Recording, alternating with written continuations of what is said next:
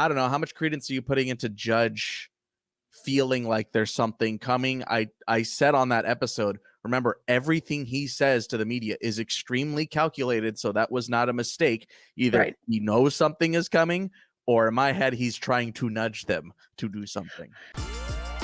You are Locked On Yankees, your daily New York Yankees podcast. Part of the Locked On Podcast Network, your team every day. Welcome to Locked On Yankees, which is part of the Locked On Podcast Network, your team every day. Thank you for making us your first listen every day. I'm Stacey Gotsoulias. Today's episode is brought to you by FanDuel. Make every moment more. New customers, join today and you'll get $150 in bonus bets if your first bet of $5 or more wins. Visit FanDuel.com/LockedOn to get started. With me as always is my producer, Steve Granado. Steve, happy Friday.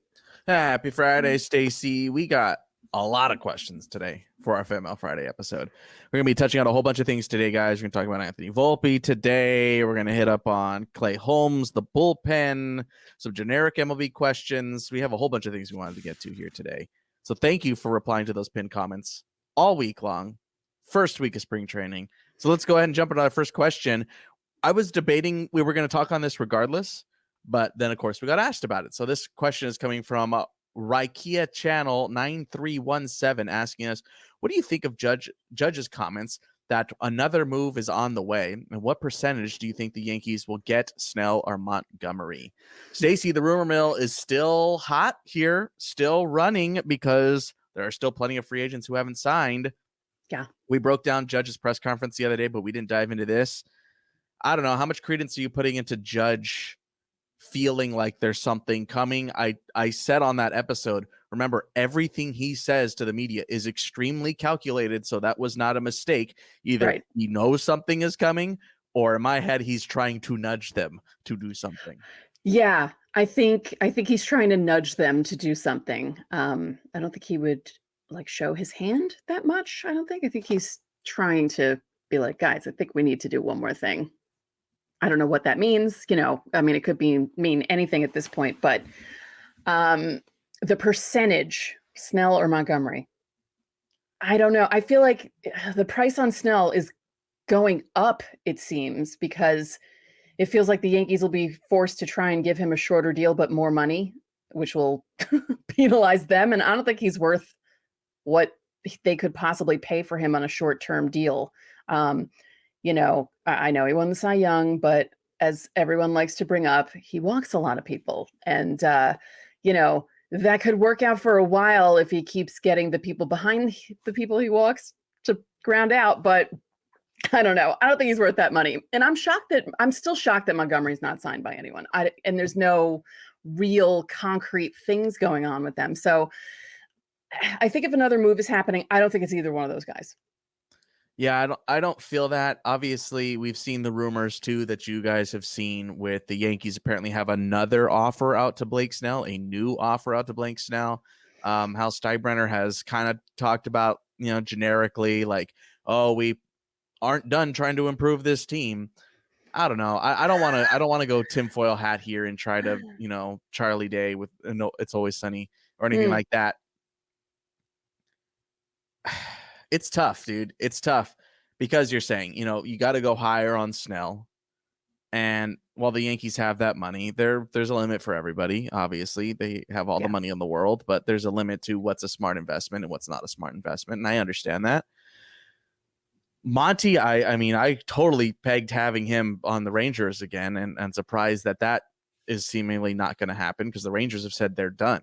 Yeah. They've come out and said they're done. So, yeah, I'm right there with you, Stacey. It's confusing. I don't know. It feels more likely if there is anything, because that seems to be where they'd be dealing with a little bit more of what they already have. They kind of have a bevy of guys they could potentially move, even considering the Soto deal. So, I don't know. I don't see anything happening from my front. The Cease price tag was too high. They didn't want to go in on Burns, clearly. And I don't know, Stace. I'm not feeling like something's coming, but that's just my own personal opinion. Yeah. Of course, he didn't say what kind of a move. He just said another move. It could be not that big a deal, but We'll see. I mean, at least Hal came out and said that, they still want to improve the team. But like you said, I think it's trade. I don't think it's either one of those guys. Yeah. We have no idea. No one does. Thanks for your question. Of course, Stacey, our Locked On Yankees insiders also get priority with their subscription, and they also get a 14-day free trial when they start. Link in the episode description. And with that Fanmail Friday priority, let's jump to our Locked On Yankees insiders. Our first question is coming from Jack, asking us, what team do you think will be the biggest surprise of 2024 on the upside and downside? Stacey, why don't you go ahead and take the lead on this? I think Toronto's going to do a little better than they did last year. Interesting. Yeah, I think they're going to make. I really think it's going to. I think this is the year where the AL East is going to be 3 teams bunched at the top again, and then the Rays and the Red Sox. Although the Red Sox way lower than the Rays, because the Rays don't really have anyone anymore, and I feel like Toronto may give the Yankees and Baltimore, who everyone is picking to be the better team in the AL East, a run for their money, so to speak. I'm looking at the Central because the Central's always a complete wild card. I feel like the Twins could be on either side of this spectrum here, because obviously the Twins had a really nice 2023 Right. that ended too short. But I feel like they could fall off a cliff. I feel like they can continue this little run. I really never know with the AL or NL Central, let alone the Twins or what have you. The Brewers is another team where it's just like, yeah, they traded away Burns, but they got other guys there and they signed so-and-so. And you're like, it's always confusing in the Central. So I wouldn't be. Yeah, it's funny how both Centrals, you're kind of like, I think the Cardinals might actually, no, I'm going to guarantee that the Cardinals will do better than they did in 2023 because they were really bad. And there's shockingly bad. Shockingly bad. And, the only way is up for them. And I feel like they'll do a lot better. I like that one. Thank you, Jack, for your question. We have one more from our insiders. This one's coming from Betty, saying, thinking about Nestor's bullpen against Soto. Of course, that was the one where he struck him out 3 times. How excited should we be at this early a date about Nestor? Second pitching question. How much better do you think Schmidt can be now that'll be in his second full year as a starter? Stacey, Nestor, just be happy that he had that recovery thing on Wednesday. That's what I'm more happy about. Obviously, Yep. couple of bats against Soto in February ain't going to matter much when it gets to September. But I care more about how he's recovering right now. Yep, me too. I always say that about spring training. It's more about the health of the guys for me, and maybe the velocity a little bit, just so they're not coming into camp throwing 70 miles an hour. At least they're closer to what their top velocity is during the season.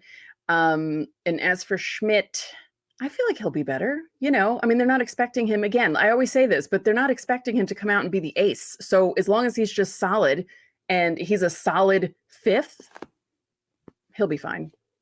Yeah, I think with Clarke Schmidt, for me, it's just consistency. He was talking about his cutter and his slider the other day, I believe to The Athletic. Don't quote me on that. But it was he was, kind of, it felt like he was a little wishy-washy on those 2 pitches and the shapes of them kind of blending together and not having the right feel for those pitches. Yeah. So I'm curious how he comes out here in spring. Again, it's just more consistency. Kind of had an up and down year. Obviously, started off really, really slow. Picked it up there, and then the last couple outings, it was getting to him. It was getting to him. So it's consistency for me. It's longevity for me. And yeah, now that he's built up and he knows what he needs to do, adding on more innings to that, we'll see how he looks. Yep. Thank you, Betty, for your question. We have one more here. Let's get to this quickly, Stacey. This is coming from our YouTube community. This is coming from ISC Taylor 109. The top of the lineup is stacked, but I'm way more concerned with the bottom. The Yankees lineup has been top-heavy for a while and has only gotten more top-heavy. What are your thoughts on having such a severe drop-off after the 5th or 6th spot? I don't know how severe that drop-off is personally anymore. No, it's not anymore. It's really not. Because think of what the top 6 are, right? And like, even if it does drop off a little bit, having 6 strong guys in the top of the order is like I don't know why everyone thinks that, it's not that easy to have a lineup of 9 guys that are all good. I mean, very few teams do. Yeah, but I really don't think there's going to be that much of a drop off. I think Volpe's going to be more comfortable in his second year. Plus, he bulked up a little bit. Have you seen what he looks like? Because Yeah, I saw him in the batting cage on Thursday and didn't realize it was him until someone pointed it out. And I was like, that's Volpe? Okay. And, he's changing his approach a little bit, and I'm excited about that. And I feel like, I don't know, I think the bottom of the order, it's not going to be, they're not going to be murderer's row, but I don't think it's going to be as bad as it was last year. I think there might be a little bit of an improvement there. Yeah, remember the 6 could be Alex Verdugo, and the 8 could potentially be Austin Wells. Yeah. So if that turns around, then yeah, I think you're gonna be pretty happy with that bottom end of the order. Let it play out first. Let it play out. I don't think it's too much of a drop off, especially in consideration of how it has been in the years past. Obviously, injuries play into all this stuff, so we'll see where it ultimately lands. But thank you for your question. We have a whole bunch more. Always reply to that pinned comment Monday through Thursday here on Locked On Yankees. Join the Locked On Yankees Insiders Club as well to get priority for this stuff, as well as a whole bunch of other perks. Check the episode description for a 14-day free trial. All right, we got a jam-packed show today, guys. We'll be right back. We got way more questions to answer.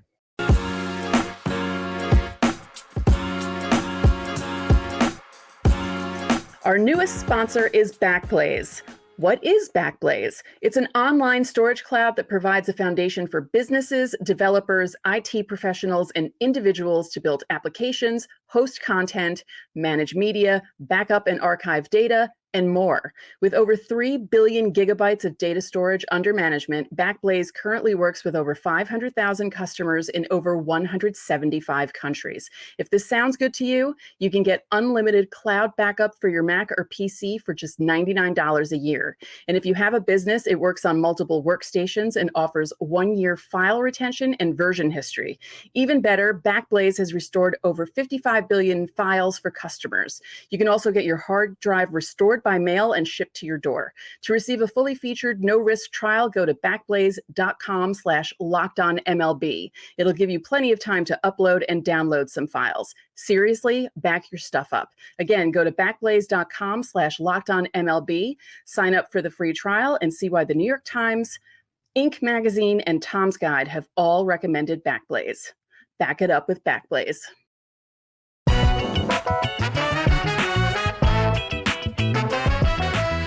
Back here on this Fanmail Friday edition of the show, Monday through Friday here on the show, folks. We got a whole bunch of stuff to get to, so let's go ahead and dive into some more questions. The rest of them today are coming from our YouTube community. Always reply to that pinned comment Monday through Thursday. This one's coming from Vincent M. Durham 1695 asking us, what are y'all thoughts on MLB World Tour and what cities would you like to see host a 2-game series? Keep up the great work. Thank you, Vincent. Stacey dreams cities to host a 2-game set, just like we're seeing down in Mexico City here this spring. I would like to go to Southeast Asia. I feel like Hong Kong would be a really cool place because that's a really built up city. I don't know how they would pull this off though, but if they could build a stadium that could fit enough people but have a view, because if you've never seen Hong Kong, it's like set up, like some of it is set up on a hill and the rest of the city is below that hill. And if you had a view of the skyline from that hill in a stadium, I think that'd be so fantastic and awesome. No pun intended, but any of the Latin American countries are always going to be a home run. But yeah, maybe somewhere in Quebec. That'd be cool. Going to Canada wouldn't obviously be too hard of travel. Stateside, I wouldn't be mad to see something happen in Portland. That could be cool. Yeah. Yeah, I mean, get crazy with it, man. Go to India. Go to North Africa. Australia has a pretty decent Major League Baseball following. They already have fields in place. Yeah, that's right. Australia. I sometimes watch the ABL in the winter. So maybe Australia, that could just continue the fervor down there. Yeah. It's building down there.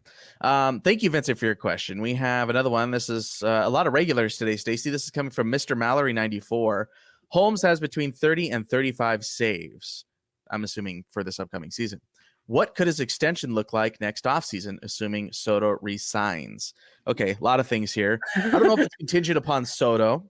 Right. I would say I don't think it has anything to do with Juan Soto. The money is going to be the money. I mean, if he has another good season, I don't know what else the Yankees will be looking for in a closer. Yeah. It's not like they have anything right there waiting in the wings that's just like bona fide. This is their next closer. It doesn't matter. It would be more like, the Clayton Beater didn't work out as a starter, so maybe he can close, that kind of thing.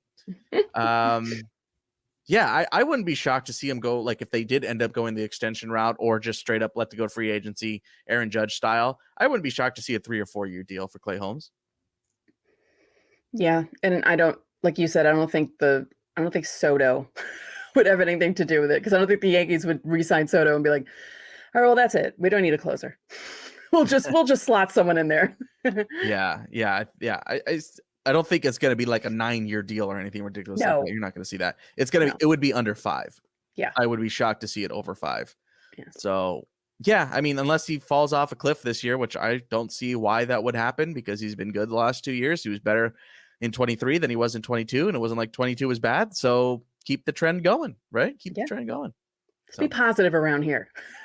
Yeah, I don't see anything wrong really with Clay Holmes when you're looking forward for his future career in pinstripes. I like him. I think he's got good stuff. He had a little lull there near the All-Star break, towards the end of the All-Star, before the All-Star break, and that was kind of it, really, right? Yeah, and then what he said the other day, he had 4 blown saves out of the whole season. That's that's perfectly fine. I feel like people are too hard on him, and because people always focus on the bad, so they think of that, and I think that was kind of blown up in a way, because everything was bunched together. But he was solid last year. So yeah, I like him a lot. Mm-hmm. Thank you, Mr. Mallory, for always being a part of our fan mail episodes. We have one more in this segment, and it's still here with the bullpen stuff. This is coming from @Stavros VL6CO. That's a mouthful. I believe it's the first time. Hello, I've been enjoying listening to the episodes. My question is, in the current Yankees bullpen, who do you see taking on the role of high leverage, multi-innings relief this season now that King is gone? I've been singing the praises of Caleb Ferguson, Stace. I think that's going to be the main guy. Obviously, we'll see how spring training plays out, but I like Caleb Ferguson. That was going to be my answer, because he's the one guy that I thought of that would probably be the one taking over that role. Funnily enough, someone was talking about the bullpen in the Yankees Instagram account and talked about how they were looking forward to watching King pitch, and they legitimately forgot that he was traded for Juan Soto. Oops. Yeah. It was photo day the other day throughout baseball, and I saw Michael King in his new pinstripes for the first time. I don't know if you saw that. Mm-hmm. Yeah, it was a little strange. Yeah. I love photo day, though. I mean, I like that it's the same day that they do all of the stuff for the stadium too. So they have all the goofy things that they do between the innings, and they had a funny video of Soto doing his stuff, and I guess the lady director maybe was like, "Yeah, Juan, that's great. Yes, Juan," like just screaming at him, and he's doing all this stuff with the bat and everything, and it was just hilarious. Yeah, glaze him up, hype him up, man. Got to keep it going. Yeah, I like the set they had, by the way. They had the subway set. That looked pretty cool. I saw like the behind the scenes footage for that. It looked pretty cool. Yeah, and like, was that at Steinbrenner Field? Where was that? Like, did they set it up somewhere? Yeah, I think, I mean, it had to be there, right? Yeah, like they have a lot of room in there. I mean, I've been there, but I've never been inside really, other than the bathroom. So I don't know how much room is in there, but that was pretty impressive. I know a few things about Florida. I've been once personally to Orlando, but man, there's a lot of space down there. So that's like the main thing I took away. That, and can I get out of here? It's humid. I mean, all these complexes are pretty massive at this stage too. And Steinbrenner's a pretty big one, from my understanding, from every picture and video I've ever seen. Oh yeah, because all the different fields and stuff. Yeah, it's really impressive. It's an impressive place. Yeah. Yeah. So yeah, I imagine that was on site. They had probably some sort of media room. They usually have those kind of media rooms where they just kind of like in elementary school, the multi-purpose room, like that. They got those, and that's probably where they set that whole thing up. But pretty cool. I liked it nonetheless. I know that had nothing to do with this question, but the answer is Caleb Ferguson. That's for me at least. Yes. I don't know behind him. I'm not sure. Like if Ferguson got hurt, I'm not 100% yet. We'll see. Yeah. Maybe Canely. I don't know. We'll see how it all plays out. Again, you kind of keep your eye on that here in spring training. Who are they going to try and push a little bit? And we'll get a better idea of that here over the weekend, because games are starting here this weekend. All right, we're not done just yet. We had a couple more from our YouTube community, a few more questions on Volpe and things to look out for this weekend, so stick around.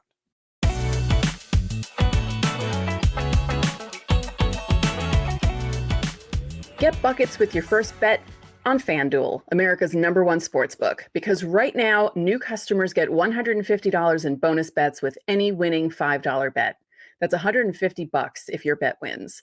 Bet on all your favorite NBA players and teams with quick bets, live same-game parlays, exclusive props, and more. And by the way, in those parlays, you can bet on someone to score 10, 20, or even 30 points in a game. You can bet on three-pointers. You can bet on foul shots. You can bet on everything. Or free throws. That's what they're called, free throws. And because we're a baseball podcast, your 2024 Yankees are the favorite to win the American League East. Aaron Judge is leading the home run leaderboard. He's just ahead of Matt Olson of the Braves. So visit FanDuel.com/lockedon and shoot your shot. FanDuel, official sportsbook partner of the NBA.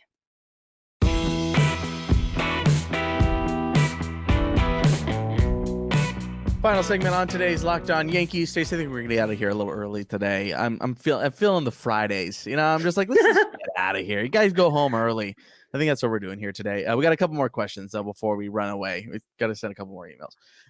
Okay, this one's coming from @Morris83. Year one, I hoped that Volpe would develop into an on-base percentage / speed player who could solidify the leadoff spot in his first year. It did seem that he has the eye for it and seems to be developing into more of a power / speed shortstop. Do you think he can or will improve enough in the on-base percentage department to develop into a solid leadoff hitter? Thank you, Morris. I think when looking at Anthony Volpe, your brain immediately goes to lead off, right? Like that's the first thing my brain did when I saw him. Oh man, I'm trying to remember in 2022. I think he led off a little bit. I believe he also batted second for us in Scranton. He was only there for a month, so don't put too much stock into that. So that's where they were using him. He was kind of just replacing Oswald Peraza because he was the September call-up. That was the exact roster move. So it was like him and Florial at the top of the order. I don't know, Stace. I'm a little discouraged by his inability to lay off the off-speed stuff last year. Yeah. His inability to catch up to stuff up in the zone. So I'm hoping he's able to work on that, maybe lay off of those pitches a little bit more. I don't know. I would like to think he's going to be a leadoff hitter. I still think it's pretty early to tell, but physically looking at him, he profiles as one. Right. I know he was working on, because one of his big problems last year, even though it kind of helped a little bit with the pop, hitting 21 home runs, was the uppercut swing. That wasn't really helping him a lot. And I think he was working on that in the off season is what I read. And, I think I saw in the thing I read that he was aiming more toward, I think my friend joked in our Slack that he was Volpe was trying to change himself more into if he changes himself into an Ichiro type hitter, that would be much better for the Yankees. And I thought, yeah, it would. I mean, yeah, the home runs are great, but we say it all the time about him. He does profile more as a leadoff guy, and he's good on the bases when he gets on the bases. And those couple of times that he was able to start the scoring, get scoring done because he made it to first, stole second. He needs to be that type of a player. And if he needs to change his swing to where he's hitting more singles and doubles as opposed to popping home runs and hitting, fly balls and getting out, I'm all for him becoming more of an Ichiro type because he's pesky on the bases and the Yankees need that. Yeah, I wouldn't be mad at 12 to 18 homers a year if it meant he's getting on base at 390. Yeah, let's do that. I'd rather do that. There's plenty of pop in this lineup in theory, so he doesn't have to be the guy. Right. And you don't say that on a lot of teams because obviously you're shortstop, you're looking for power. But this team, this roster construction, and his projectability and his current status, at least as far as we've seen, yeah, he profiles better as an on-base guy, and I would like to see him do that again. He has some ways to go with laying off the off-speed stuff and recognizing those pitches a little bit better. So hopefully he's worked on that, and hopefully he continues to develop that because that's what's ultimately going to make him an all-star. Yeah, getting that down. Yeah. All right, thank you, Morris, for your question. Last one today. This is coming from @BigGeorgie333, and this is going to preview our weekend, Stacey. What are the top 3 things you both would like to see from this weekend's games? Thank you so much. Perfect little segue, almost like we're in season previewing the weekend, Stacey. We're going to see Carlos Rodon go on Sunday in that split squad, and we're physically going to see it because he's going to be on Yes Network. That's the home game. I'm looking for him to I'm looking at that delivery. I'm looking at the delivery. I'm looking at how he finishes. Remember, we talked a lot about that during the season and, of course, in the offseason. So I'm looking at how he finishes his pitches. Does he snap them a little harder? How is he finishing? How is he coming through, finishing the ball? And just mostly with the newly revamped body, I guess is the nice way to put it. Is that helping him out? We know the velocity might be a little bit up right now, considering where he should be, quote unquote, versus where he was last season at the stage 2. So those are the kinds of things I'm really watching for Rodon on Sunday. Yeah, I would just like for him to walk off the mound after his, what is it going to be, 2 innings? 2 maybe innings max, yeah. Yeah, I just want him to walk off the mound and not blow obnoxious kisses to people. That's what I would like. I would like for him to be happy walking off the mound, because the last time he walked off a mound, it was not very happy. That's true. That's true. It's a good point. Last time I walked off was in Kansas City. So yeah. I mean, you're going to see, obviously this weekend, you're going to see a lot of guys, the non-roster invites. You're not going to see all the big guns. You're not going to see Judge go 3 at-bats in all likelihood. Right. Like, those guys are still like maybe take an at-bat here, maybe take 3 total over the next 2 days. Like, maybe, I don't know how they're going to play it, but usually this first weekend is a little lighter. Yeah. I know out of the main guys, what I saw was obviously Rodon, and then Soto and Judge will be in that game on Sunday on Yes. So you might see 1 or 2 at-bats from Judge and Soto. And I don't know, I'd like to see a home run from Judge. That would be fun. Why not? I mean, it's great watching him hit home runs. And I just want Soto. I want to see a Soto shuffle. Oh, you'll get one. You're going to get one. Yeah. Didn't Judge homer pretty early in spring last year, or am I making that up? Or do you have no memory? I don't have a memory of spring training last year. For some reason, spring training just goes out of my brain, and I don't really. You know why? I know why. We're watching the World Baseball Classic. Oh, yeah.